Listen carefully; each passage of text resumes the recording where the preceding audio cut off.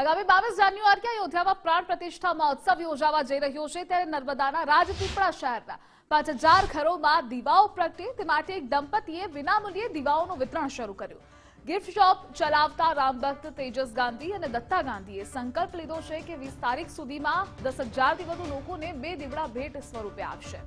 તેઓ અત્યાર સુધી 5000થી વધુ દીવાઓનું વિતરણ કરી ચૂક્યા છે। આ વાતની જેમ જેમ લોકોને જાણ થઈ રહી છે તેમ તેમ જય શ્રી રામનું નામ બોલી દીવા લઈ જાય છે। રાજપીપળા શહેરમાં પણ ઘરે ઘરે દીવડા સળગાવવાથી શહેરમાં દિવાળી જેવો માહોલ સર્જાશે। આગામી 22 જાન્યુઆરીના રોજ અયોધ્યા મુકામે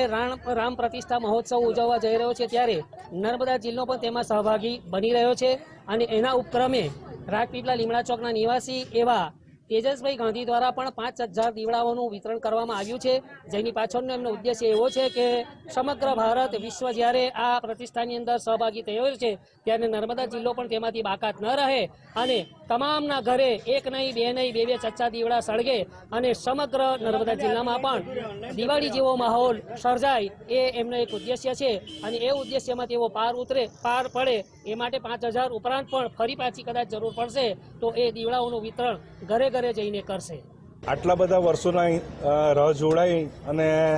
અયોધ્યા ખાતે જે પ્રાણ પ્રતિષ્ઠા રામજી મંદિર થાય છે, રામની પ્રાણ પ્રતિષ્ઠા, તેના અનુસંધાનમાં આપણે ફૂલની પાકડી રૂપે અમે લગભગ 5000 દીવડાનું ફ્રીમાં વિતરણ કર્યું છે, જેથી આપણા રાજપીપળામાં પણ એક દિવાળી જેવું